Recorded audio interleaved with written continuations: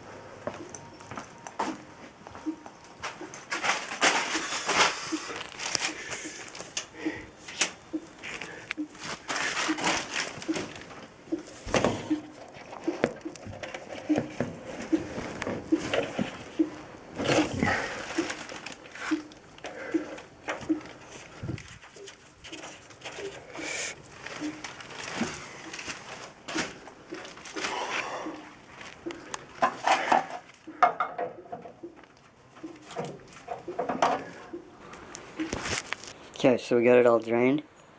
Gas is disconnected. Got signs of rodents. Floor's all wet.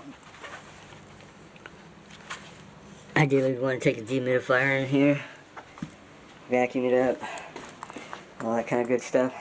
And this one, I think this one's just been leaking here all day long for several nights. And that's the only thing wrong with it.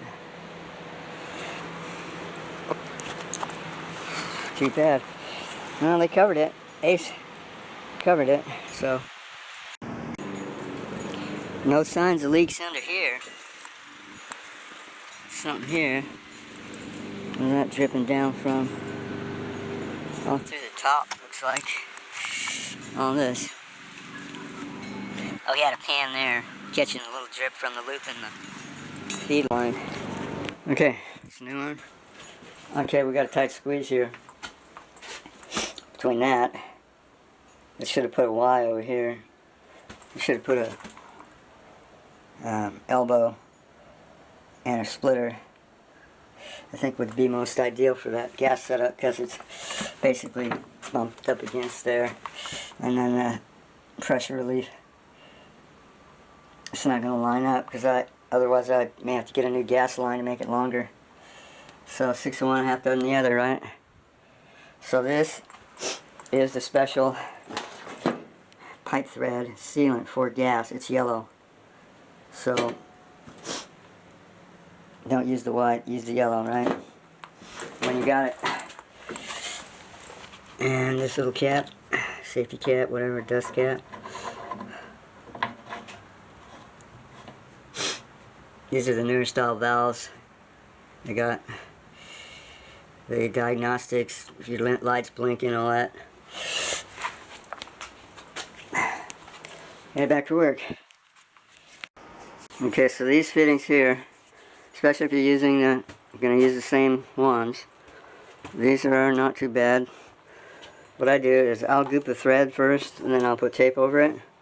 And what I try to do is get that tape to go over the edge so that it adds a little bit extra seal on the edge.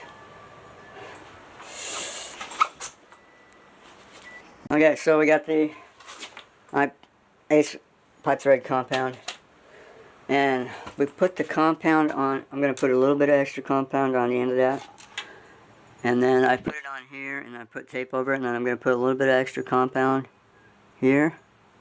And true story, if you're wrapping this tape on here, you want to make sure and go the same way as the threads tighten. So basically, yeah, you want to follow the thread. So for instance, if you're going tight, you want to go this way, right? Little old lady taught me that when I was installing water purifiers for a friend of mine. She's like, oh, this was, what, 20 years ago or something? She goes, oh, you got to wrap the tape the same as the threads.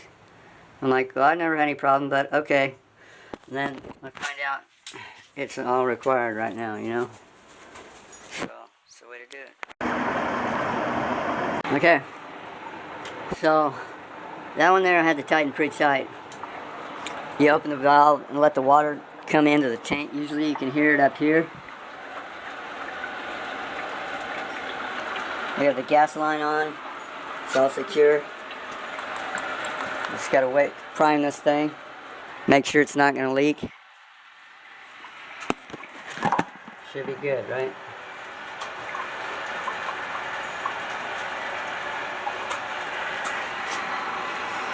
Yeah, when you're using the old ones, I don't loosen anything I don't have to.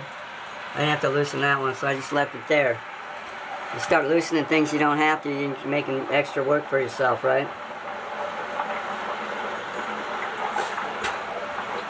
So just prime this thing. And then we can fire it up, make sure it works. We're going to put some new screws on that thing.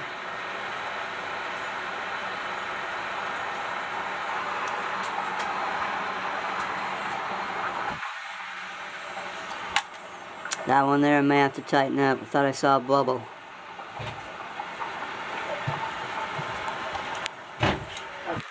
Okay, you want to turn on one of your hot water spigots in there and sure. We could prime this thing.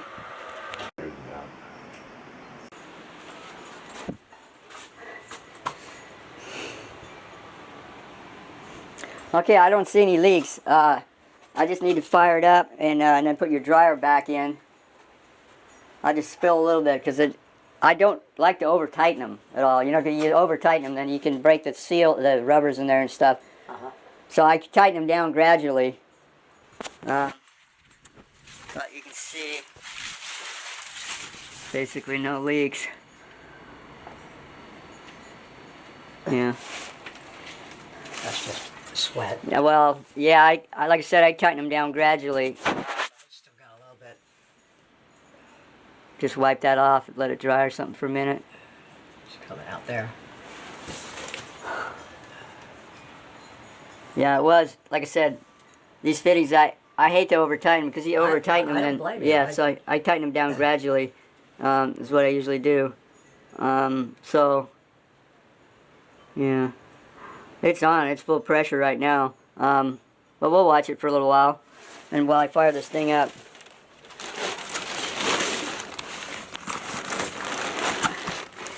See, we set it on pilot. It's gonna have to bleed for a minute. Yeah, it was a tight squeeze because you had that gas fitting, and then you have the pressure relief fitting really close. So,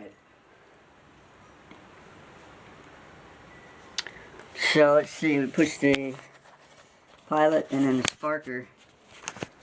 Sparker should light at some point. I think I heard it. Look in here. If you see anything. And I can't see with that light. Sometimes you gotta look different corners of these things to figure out where that pilot is. It may have to bleed for another minute or so.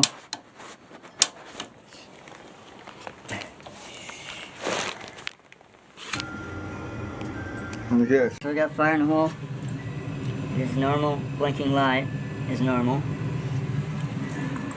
And look at this fitting here. No leaks.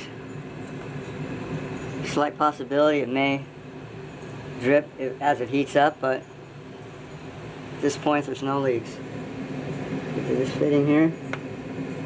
No leaks. No agua, por favor. This one here, this is the other one I took off. Nada, no agua.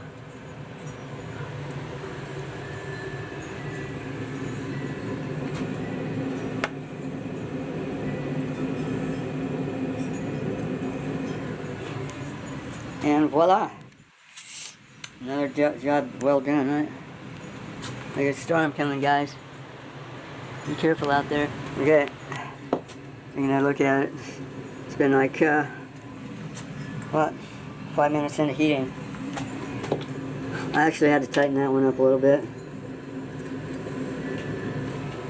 This one's fine. That one's fine. Yeah, so, should be good. Hallelujah. Just watch these puppies when they heat up. Get up to heat and then check it the next day. Make sure it's not leaking.